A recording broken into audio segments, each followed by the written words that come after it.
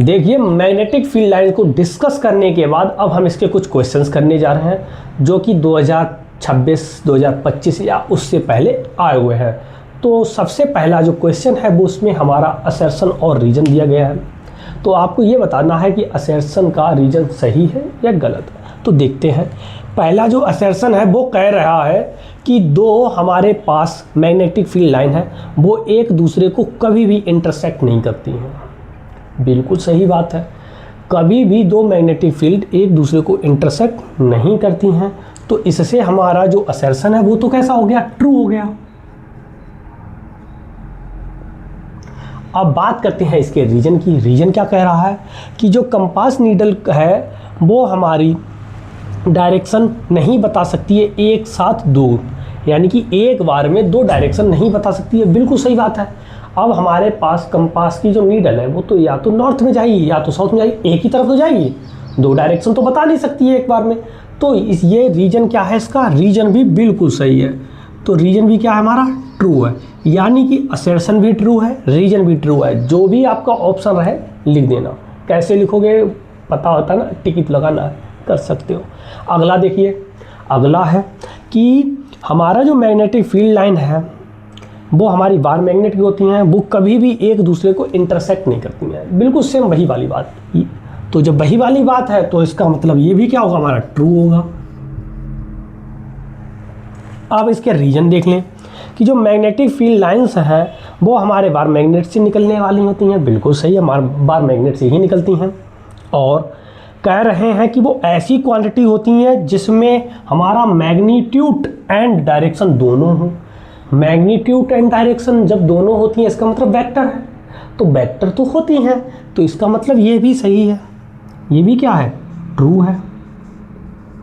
लेकिन एक बात बताओ, क्या ये इसका करेक्ट एक्सप्लेनेशन है? नहीं है। होना क्या चाहिए था कि जो हमारा कंपास है उसकी नीडल एक साथ दो डायरेक्शन को नहीं डिफाइन कर सकती है, होना ये चाहिए था, लेकिन नहीं है।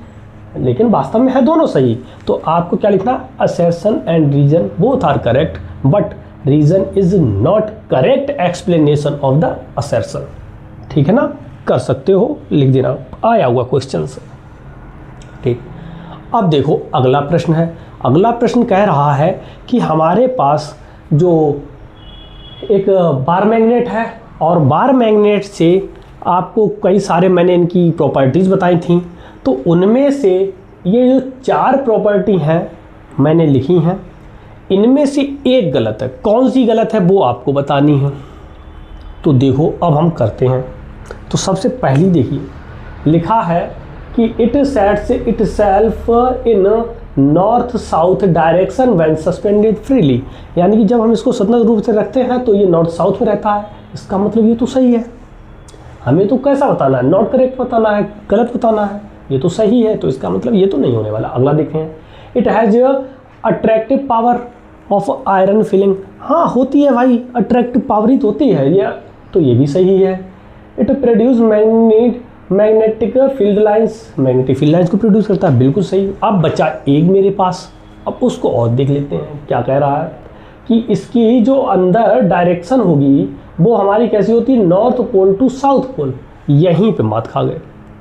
बाहर तो नॉर्थ से साउथ होती है लेकिन अंदर साउथ से नॉर्थ होती है, ना कि नॉर्थ से साउथ।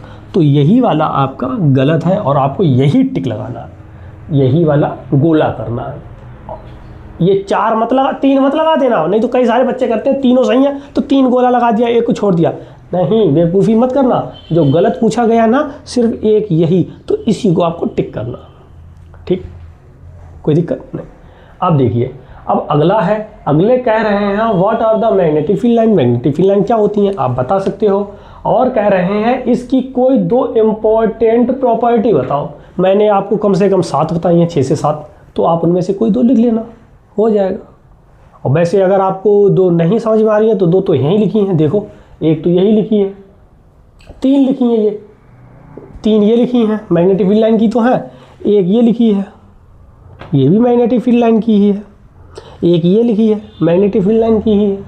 तो ये है, जितनी भी लिखी हैं सारी मैग्नेटिक फील्ड लाइन की ही हैं। बस इसको छोड़ के लिख सकते हो, आराम से लिख देना। 25 में आया हुआ है। इसको कर लीजिए, फिर हम करते हैं अगले क्वेश्चन। कर लीजिए इसको जल्दी से।